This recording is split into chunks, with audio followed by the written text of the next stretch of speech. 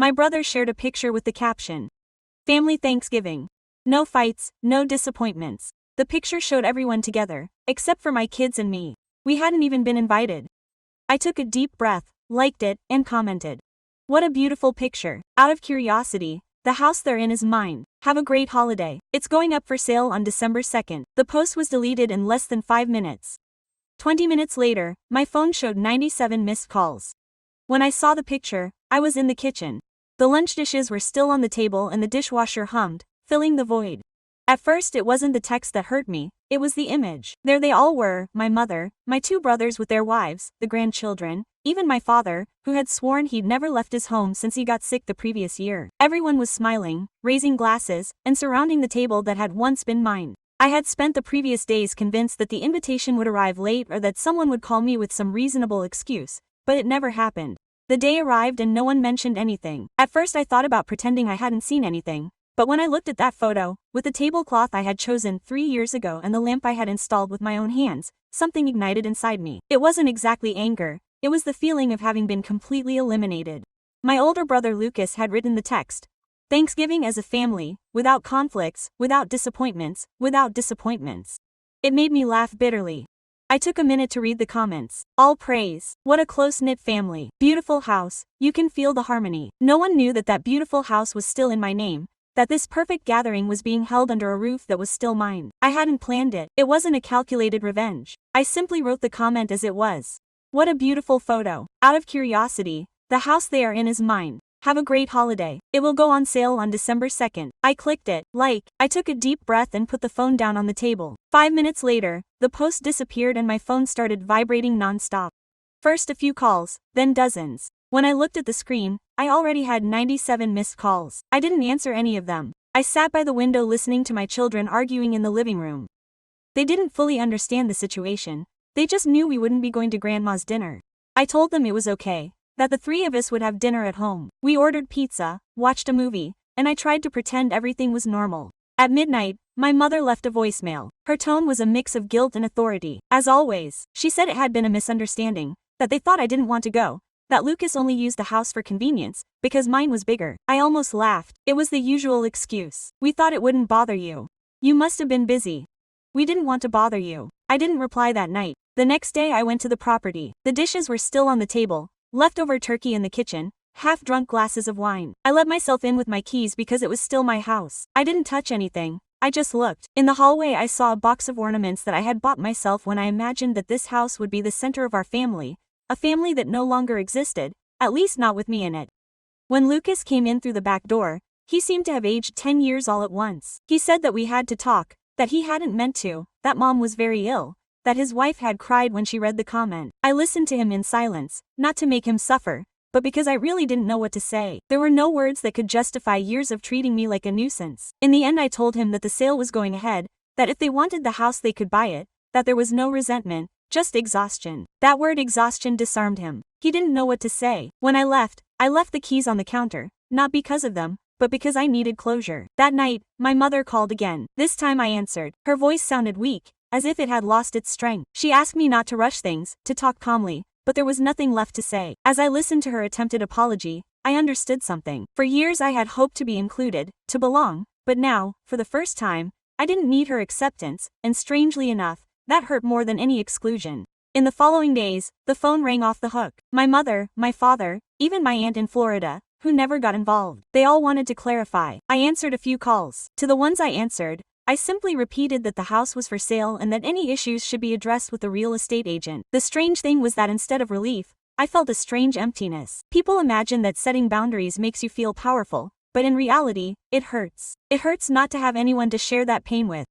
My oldest son, Noah, asked me if selling the house was final. He said he understood my anger, but that maybe Grandma hadn't done it with bad intentions. She's 15 and still has hope. I told him it wasn't revenge, that sometimes you have to let go of what doesn't love you anymore. He accepted without arguing, just looked down and nodded. On Monday, Patrick, the real estate agent, came to take photos. He asked me to sign paperwork and give him access to the property. When I briefly told him what had happened, he simply said that he'd seen worse cases in families. The next day, my younger brother, Ethan, picked me up from work. He was waiting for me by my car. He said that Mom had been feeling bad since the listing, that she hadn't slept, that she was taking pills for her blood pressure, that if I had any sense of humor, I should cancel the sale. I looked at him for a long time before speaking, not because I didn't care about my mother, but because it was the first time in months that Ihan had spoken to me directly. I remember all the times I had been left out of meetings, that I had been made to feel like an intruder in my own family. As he talked about loyalty, I told him that if Mom was so upset, she should call me herself, not send messengers. He tried to smile, but his anger was noticeable. He said I was becoming bitter, that I was doing it out of pride. Maybe he had a point, but it wasn't pride, it was deep exhaustion. After he left, I sat in the car without starting it. I thought about my childhood, about how my mother always defended Lucas and asked me for understanding. "You are the strong daughter," she would say. "Be mature." That phrase became his permission to ignore me for years on end. On Friday, Patrick called me. Someone from the family had stopped by the house and asked him to stop the sale. I made it clear that only I could give orders. He apologized. His tone indicated that the visit had been tense. That night Lucas sent me a short message. "Please don't do this. Don't you understand, Mom? It's not right." I read it several times before replying. "I understand perfectly. That's why I'm doing it." He didn't write again. On Sunday, I went to check on the house. There were wilted flowers in the entrance, probably left by one of them. Inside, everything was the same, but on the dining room table I found a note in my mother's handwriting. It said that the house was the last place where we could still feel connected, that losing it would mean accepting that the family was broken, and that she should please wait a few days. I read it for a long time. There was no apology or acknowledgement of the damage, just fear of losing the ideal family setting. Still, I put it in my bag. I don't know why. When I got back, Noah was awake. He asked me if I had spoken to Grandma. I told him no, but that I had left a note. He smiled slightly and wanted to know if I thought families could be repaired. Honestly, I didn't know how to answer. That night I dreamed about the house. I entered the dining room and it was empty, but I could hear laughter upstairs. I went up the stairs and every closed door had my name written on it in black marker. I woke up with my heart racing and my phone vibrating. It was a video call from my mother. She didn't usually call like that. I hesitated, but I answered. She showed up without makeup, her eyes puffy. She said she needed to see me in person, that it was important. I didn't want to commit, but she insisted. In the end, I accepted. We agreed to meet the next day at the house, the same one that would soon cease to be mine. I arrived at noon. The sky was gray and the air humid, as if it had rained earlier. When I parked in front of the porch, I saw my mother's car and Lucas's S. It didn't surprise me. She was never completely alone a moment ago. Before going downstairs, I inhaled deeply, not out of anger, but to keep my voice from shaking as I began the conversation. My mother came out first. She was wearing a cream-colored sweater and her hair was tied back as usual, but something about the way she moved was different. Her back wasn't straight. She looked more vulnerable. Behind her came Lucas, holding a folder as if we were on a business meeting. We entered in total silence. I settled down on the couch. They sat across from me. The first thing my mother said was that she wanted to understand how we had gotten to this point. That question bothered me more than I expected. We had gotten there because they had deleted me, because they chose that my children and I did not fit into the perfect family image they wanted to portray on the internet, but I kept it to myself. I replied that it was not a punishment, that I was just closing a chapter. Lucas intervened immediately, assuring me that all of this was unnecessary, that my open publication had been an embarrassment to the family, that the neighbors were already gossiping. I couldn't help but laugh. They were more hurt by what people would say than by having been excluded. My mother tried to calm him down, but ended up making things worse by saying that if I felt hurt, I should have told them in private, that such matters are not aired in public. That's when I lost my temper. I reminded her that for years I had tried to talk things out, but each time they accused me of exaggerating, that while they were eating here in peace, I had to explain to my children why they weren't inviting us, that I didn't care anymore if people talked. What really mattered to me was that my own siblings wouldn't even think about my children for a second. She fell silent. For the first time, she didn't have a quick retort. Lucas lowered his voice and suggested that if the problem was the house, the family could buy it and keep it as a meeting place. The way he said it irritated me, as if he were paying for my silence. I explained to him that I wasn't just selling the property, but also the idea of continuing to be the one who always understood everything, the one who always gave in, that this time I wanted to charge for my peace of mind. My mother began to cry. It wasn't a theatrical cry, but a suppressed cry that leaves you wondering whether or not to console them. She admitted that she knew they had failed me, but that she didn't realize how much damage she had caused. She said she never imagined I would feel so abandoned, and that softened me up a bit. For a moment, I thought about backing down, about assuring her that everything could be fixed, but it wasn't that simple. It wasn't just about Thanksgiving dinner. It was about everything that had accumulated. The years of differences, the constant comparisons, the times my opinions were dismissed. I explained that the sale could be postponed for a few days, but that I wouldn't cancel it. I wanted to do it with dignity, without scandal. She nodded, although her eyes were still red. Lucas, on the other hand, stood up furiously and shouted that I was destroying the family. I let him vent. When he was done, I simply replied that a family doesn't break up over a property, but over how those who formed it are treated. I left without looking back. That afternoon, my mother sent me a brief message. "Thank you for coming. I'm not prepared to lose you." I also didn't know if she wrote it out of genuine affection or fear, but it hurt either way. Over the next few days, the silence was eerie. No one called, no one protested. Patrick informed me that there were several interested parties in the house and that we would soon reach a concrete offer. I felt relieved and guilty at the same time. One night, over dinner, Noah asked me if Grandma hated him. He said that at school they had mentioned the post to him because someone had seen it online before it was deleted. He felt humiliated. I apologized to him, even though it wasn't my fault. I promised him that everything would calm down soon. Later, when I checked my email, I found one from Etan. It was short, a little awkward. He said that he understood my reasons, that he too sometimes felt left out, but he just never expressed it. He asked me not to tell Lucas what I had written. I didn't reply right away. I reread it several times before turning off the computer, and perhaps for the first time in a long time I felt that I wasn't completely alone in my own family. That feeling was strange, almost unsettling. The next day, Patrick called again. He told me that an offer had come in that was well above the asking price. I asked who the buyer was. There was a pause before he said Margaret Turner's name. It took me a few seconds to process it. Margaret Turner was my mother. When Patrick said her name, I was speechless. I didn't know whether to laugh or feel betrayed again. I confirmed that he was sure, and he said yes, the deposit was coming from his personal account, not the one he had with my father. I asked him not to accept yet. I needed to understand his reasons before I could decide. Patrick, in a professional voice, said that it was an excellent offer and that he rarely saw rejections like this. I promised to respond the next day. I didn't sleep a wink that night. I tossed and turned in bed, going over every sentence of our last conversation. My mother hadn't given me a single clue. Why was she buying the house behind my back? To regain control, to keep it as their family retreat. The next morning I called her. She answered on the third ring. Her voice was calm, almost affectionate. She explained that she made the offer to keep strangers from invading our history, that she couldn't bear to imagine another family celebrating at our table, or other children playing in our childhood garden.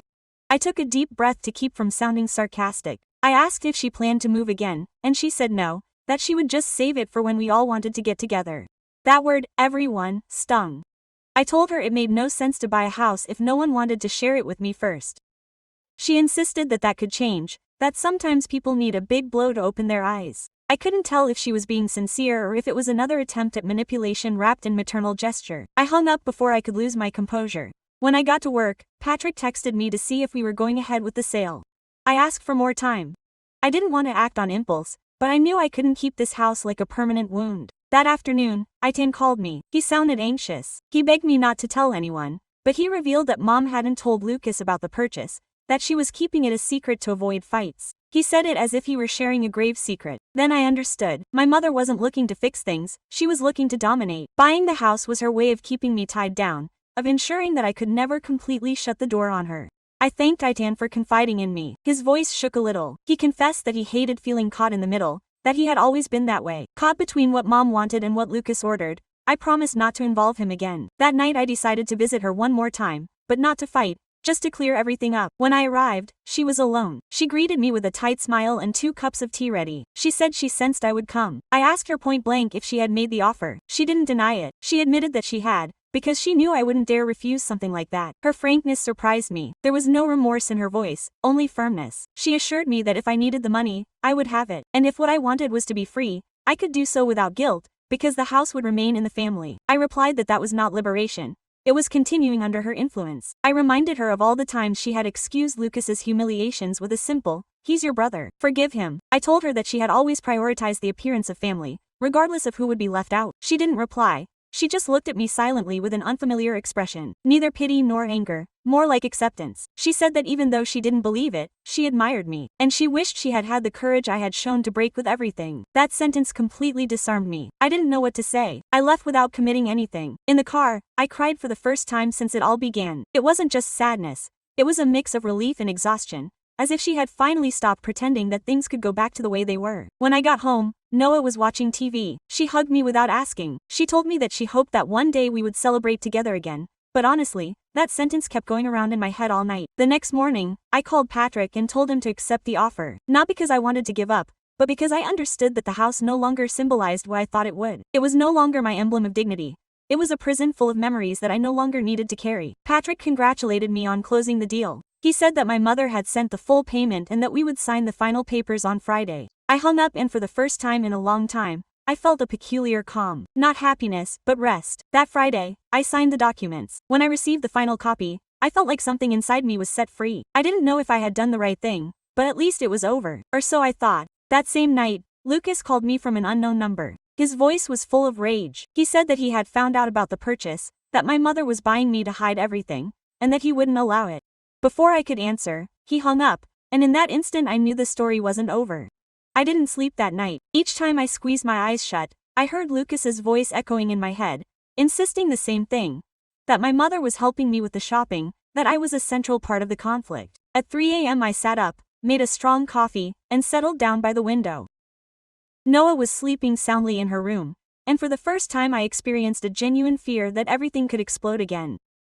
At first light, a message from Itan arrived. Lucas has lost control. My mother is at home, in tears. Don't mention that I told you.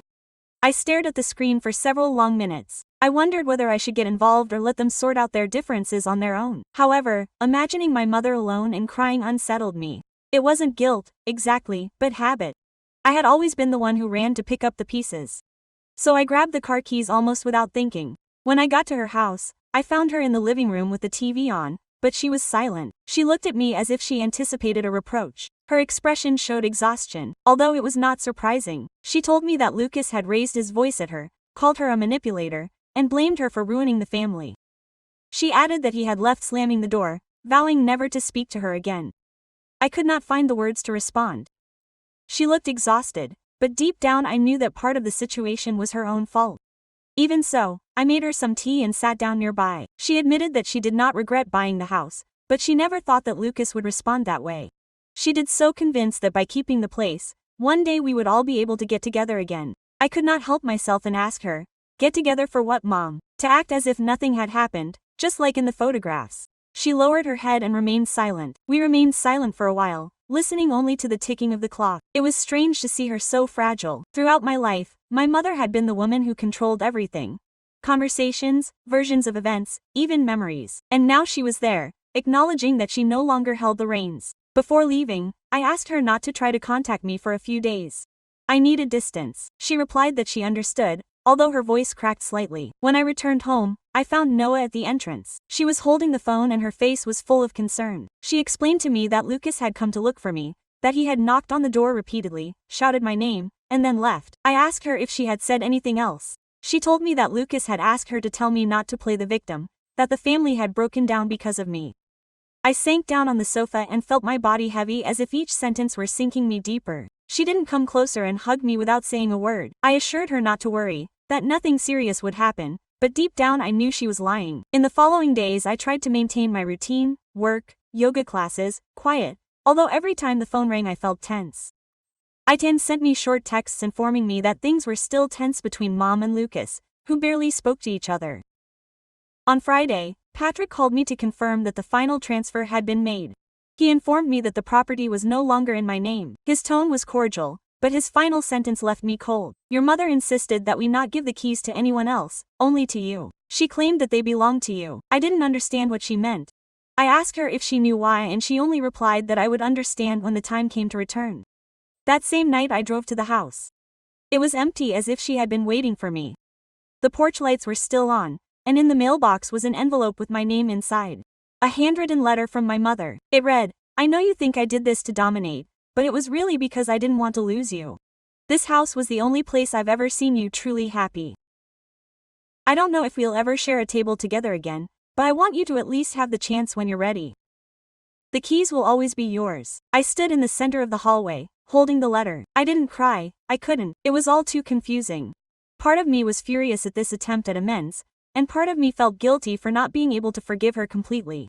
I got back in the car, put the keys in the glove compartment, and looked at the house one last time.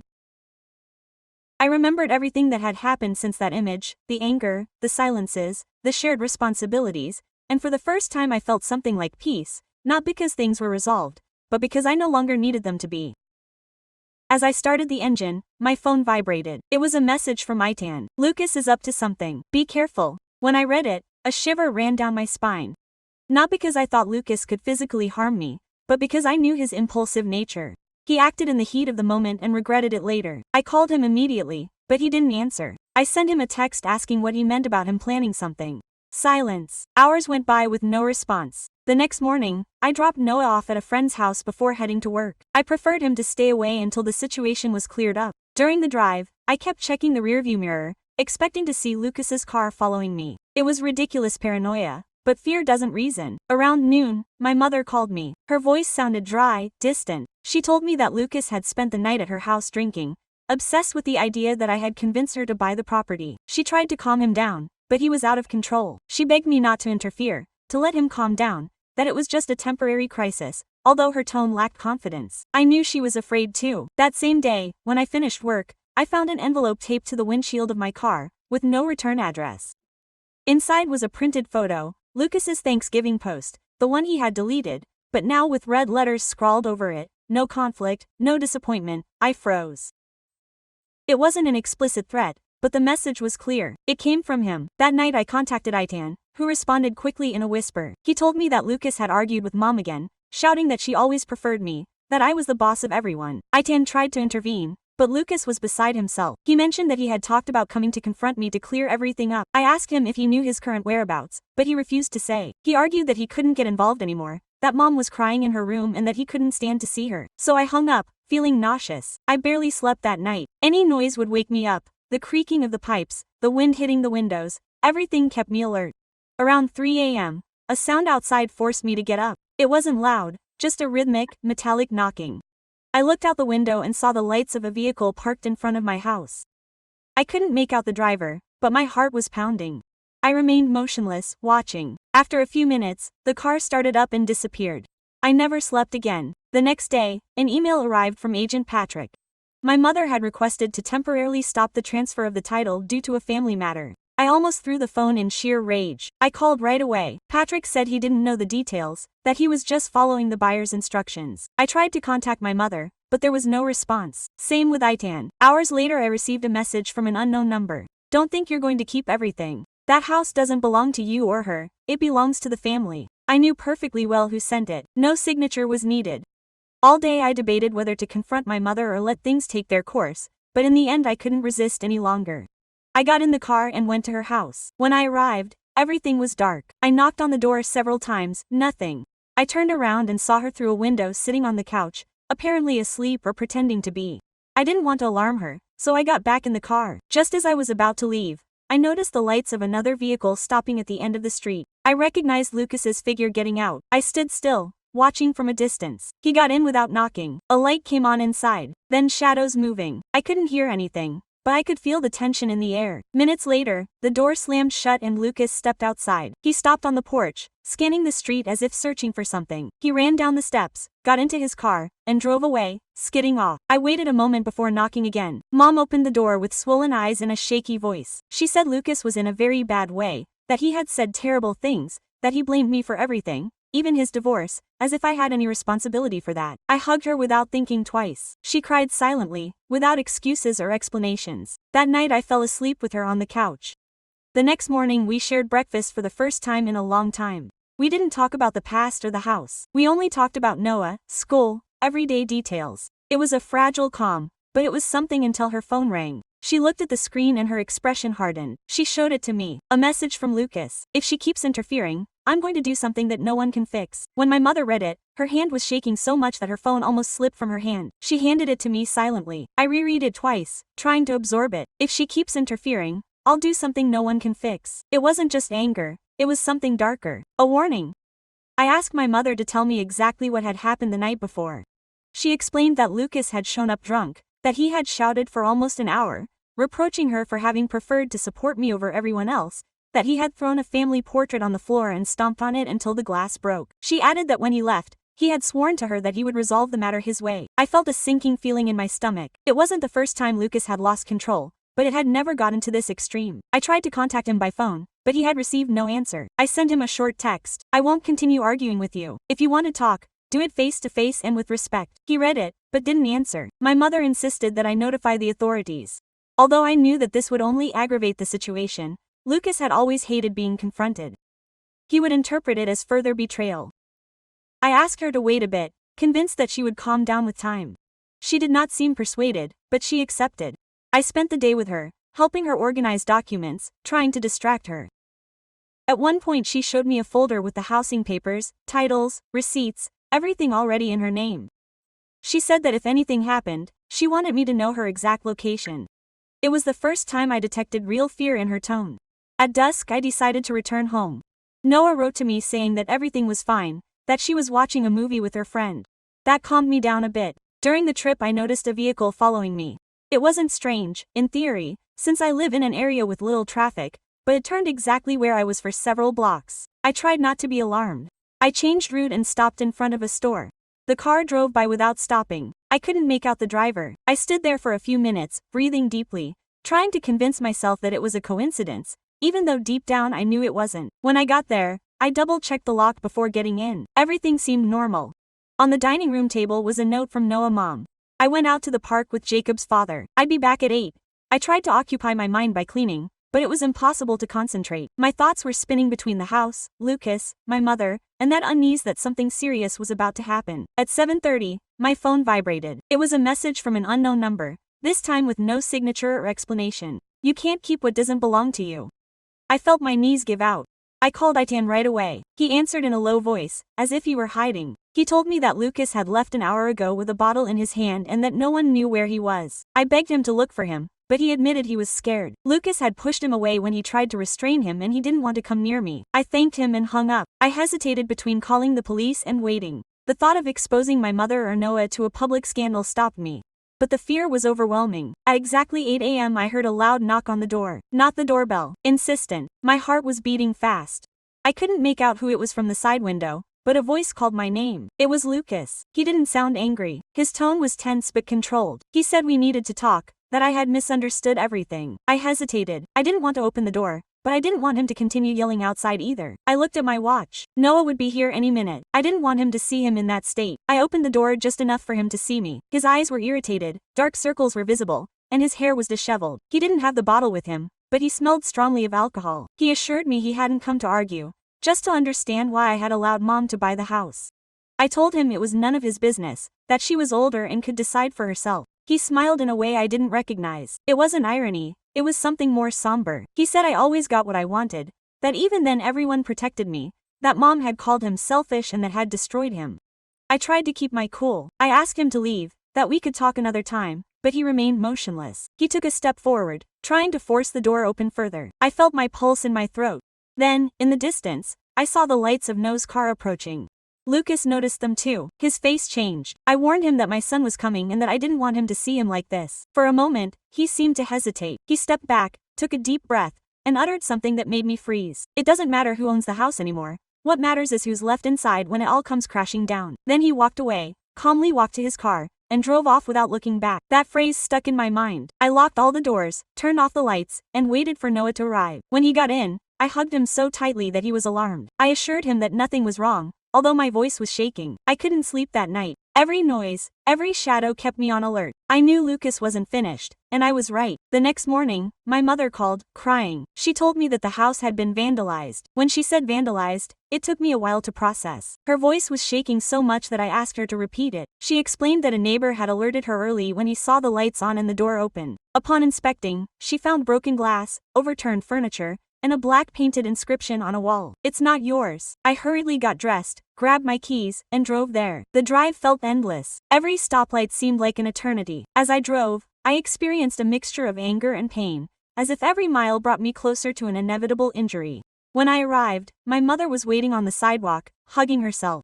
She was pale, her eyes red.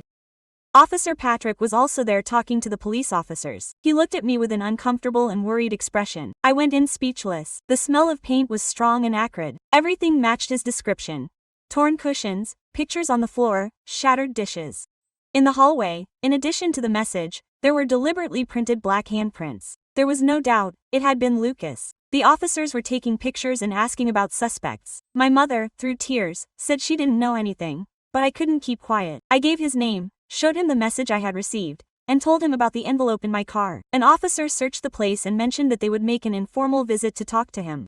When the police left, Patrick watched me cautiously. He indicated that the insurance company would cover the damages, but recommended that the property be closed temporarily. I appreciated this, although I could barely hear him. My mother sat on the steps. She confessed that she never imagined Lucas would go this far, that she felt responsible for not having stopped him sooner. She begged me not to hate him, that he was not himself. I did not respond, not for lack of desire, but for lack of words. After helping her clean up a bit, I returned home. I did not do any chores at the table. I tried to appear normal, but she could tell instantly. She asked what was wrong. I told her only that there was a problem with Grandma. She looked at me with that combination of maturity and fear typical of adolescence. She assured me that if Lucas hurt me, he would call the authorities regardless of my opinion. That night, sleepless, I sat in the living room thinking. I couldn't keep waiting for Lucas to calm down. It wasn't pride anymore. It was security. I looked up the contact details of the case officer and filed for a restraining order. He explained the procedure to me, asked for evidence. I sent him everything. Messages, photos, reports of vandalism. He said it would take days, but they would act. I hung up, feeling relief mixed with sadness. I never thought I would report my own brother. The next day, Aitan wrote to me. Lucas had disappeared. He wasn't answering calls or texts. His ex-wife didn't know anything either. My mother thought he had left town. I tried to believe it, but I couldn't. Lucas wasn't running away. He stayed until he made everyone feel guilty for not going along with it. 3 days went by with no news. The police reported that they couldn't find him, although his vehicle was seen at a gas station on the outskirts. Then, absolute silence. During that time, my mother stayed at my house. I couldn't sleep alone. I tried to act like everything was going back to normal, but the fear was evident. Sometimes I would spend long minutes looking out the window, as if waiting for her to appear. One night, while I was washing dishes, I heard her voice from the living room. She was talking to herself. I went over and saw her holding an old photograph of us from when we were children. She murmured that she didn't understand when everything had gone wrong, that she had tried to keep us together and had ended up hurting us. I didn't know whether to console her or leave her to her remorse. Finally, I sat down next to her and told her that despite everything, I understood that her way of loving had been wrong, but that love continued. She cried, and for the first time in years, she hugged me with real strength. 2 weeks went by with no news. I was beginning to think that with time everything would stabilize, but the calm didn't last. One morning, when I went out to take Noah to school, I discovered something strange at the entrance of my house. It was a tiny box, with no indication of who had sent it. Inside I found a key that I instantly recognized. It was the one from our old house. Next to it, a crumpled piece of paper with shaky handwriting. I don't want it. There's nothing left to protect. Fear returned to my body like a cold current. I showed my mother the note and her face drained of color. She recognized Lucas's handwriting, although she couldn't tell if that was positive or negative. I tried to convince myself that perhaps it was his way of putting an end to it, but a tightness in my chest warned me that no, this wasn't the end of it. That same night, as I struggled to fall asleep, I heard a noise outside. It wasn't a knock or a scream, but the purr of an engine. When I looked out, I saw the same vehicle that had chased me weeks before, stop right in front of our house, and this time its headlights were still on. I stood motionless next to the window, staring at those unblinking lights. I couldn't make out a face, just a still shadow at the wheel. My pulse sped up so much I could hear it pounding in my ears. I quietly woke my mother and whispered to her that there was someone outside. She sat up immediately, lustful, and barely pulled the curtain aside to look. She mumbled that she couldn't see clearly, that maybe it was a neighbor, but I knew it wasn't. It was exactly the same car that had harassed me before. I turned off all the lights in the living room and grabbed my cell phone. I hesitated for a moment before calling 911. When the operator answered, I tried to remain calm. I explained that a car had been parked in front of our door for more than 20 minutes and that I suspected we were being watched. She asked for my address and assured me that she would send a unit. While we waited, my mother paced back and forth, muttering that maybe it was Lucas, that maybe he just wanted to talk. I asked her not to come near the window, but she couldn't keep still. 5 minutes passed, 10 more, and the car was still there. Suddenly, the headlights went out. The engine remained running for a few more seconds, and then everything fell silent. We didn't know if the occupant had gotten out. Fear became palpable, like a lump in our throats. When we finally heard the distant sirens, my mother let out a sharp breath, as if she had been holding her breath for hours. Blue lights illuminated the street, and the vehicle took off immediately, disappearing before the police arrived. The officer who attended to us was Cortez. He wrote everything down, reviewed nearby recordings, and said they would prepare a report, although without an explicit threat, there was little they could do. I showed him the note that had arrived with the key, the old messages, everything they had accumulated. He promised to increase surveillance in the area. Once he left, my mother collapsed on the couch and burst into tears. She repeated that it was all her fault, that she had raised a man full of rage. I was at a loss for words. It was easy to accuse her, but a part of me also felt guilty for having pushed things to that extreme. That night we barely slept. I stayed on the couch with the phone in my hand, listening for any outside noise, but nothing happened. The following days were an effort to get back into a routine.